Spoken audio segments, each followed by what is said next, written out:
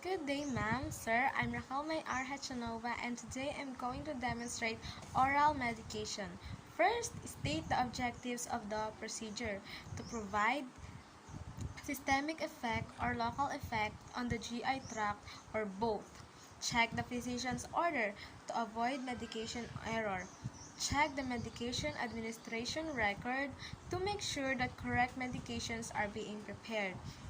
Gather all necessary articles needed to save time and energy. Next, um, perform hand hygiene to reduce the number of microorganisms. Prepare the medication. Calculate medication dosage accurately. 2. Facilitates client safety and avoid tragic errors. Prepare the medications. Prepare the correct measurements of the medications for the required dosage and avoid contamination of the medication. To ensure accurate measurements will be administered and avoid contamination. While preparing the medications, recheck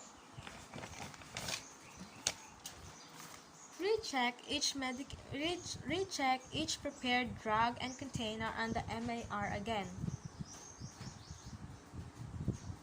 This second safety check reduces the chances of error in terms of administration of capsules or tablet. Place package capsules or tablet directly into the medication cup. Do not remove the medication from the package until at the bedside to avoid contamination of the drug and facilitates identification of the drug. Next, if using a stock container, pour the right amount into the bottle cup. Then transfer the medication to the medication cup without touching the tablets to avoid contamination of the drug.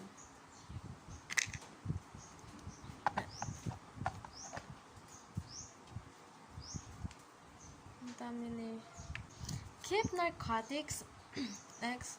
Keep narcotics and medications such that requires specific assessments such as pulse measurement, respiratory rate or depth, or blood pressure separate from the others. This reminds the nurses to complete the assessment in order to decide whether to give the medication or withhold the medication if indicated.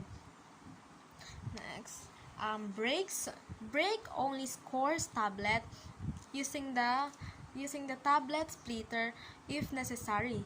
Check the agency policy as to how unused portion of drugs are to be discarded.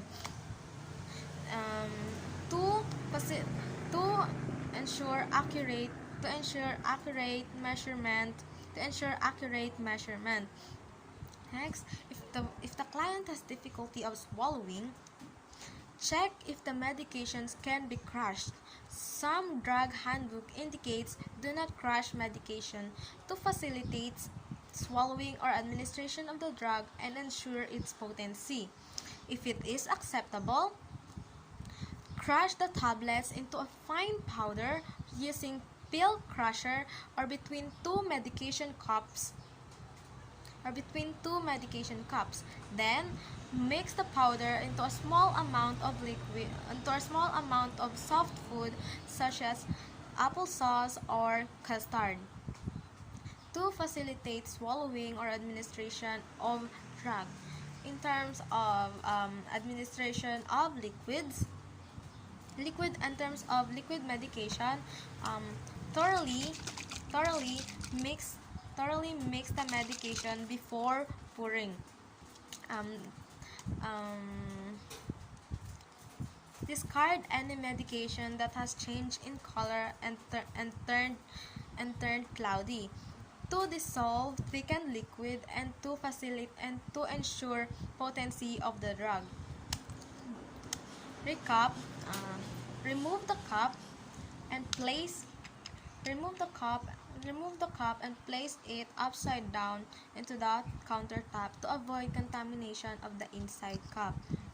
Next, hold the bottle so that the label is next to your palm, and pour the medication away from the label to prevent the label from becoming soiled or illegible as a result of liquid spillage. Next, place the medication cup on a flat surface at an eye level and fill it with the desired amount using the bottom of the meniscus to align with the container scale. So,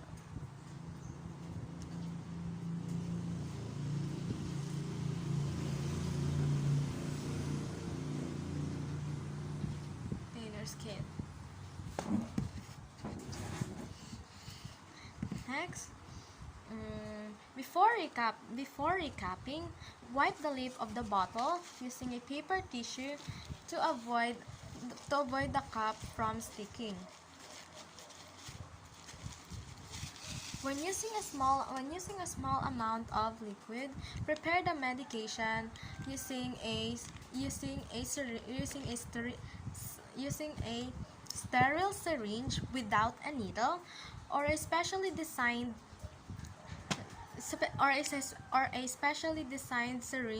oral syringe. Then, label the syringe from the names of the medication and its route to ensure administrations of accurate measurement and facilitates client safety and avoid tragic errors. Keep unit dose liquids from their package and open at the bedside to facilitate identification of the drug.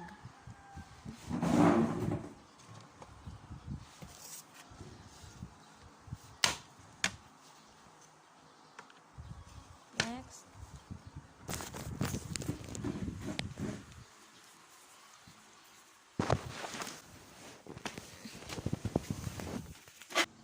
Provide clients privacy. Check the patient's ID using two patients identifier and check against MAR to ensure client safety and avoid tragic errors. Prepare the client. Introduce self and verify the client's identity using agency protocol to ensure that the right client receives the right medication. Good morning, ma'am. I'm Raquel and I'm your nurse for today. May I know your name? And when is your birthday? May 29, 1969. Thank you. Position client comfortably to facilitate swallowing and avoid aspiration. I'm going to help you to sit up, ma'am.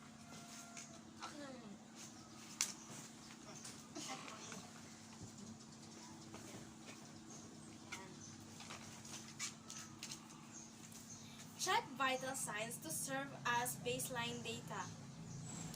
Educate the client on the purpose of the medication and how it will help using language the clients will understand. Ngayon po, ma'am, bibigyan ko po kayo ng gamot na paracetamol para sa inyong lagnat. Okay. Information can facilitate acceptable and compliances with the therapy. Ask patient if they have any allergies. May mga allergy po ba kayo sa mga gamot? Wala naman. Confirms patient's allergy history.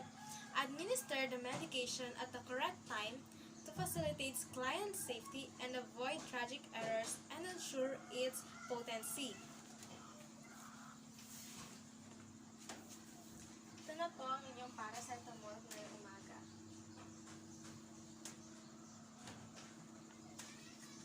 Yummy. document each medication given into the MAR.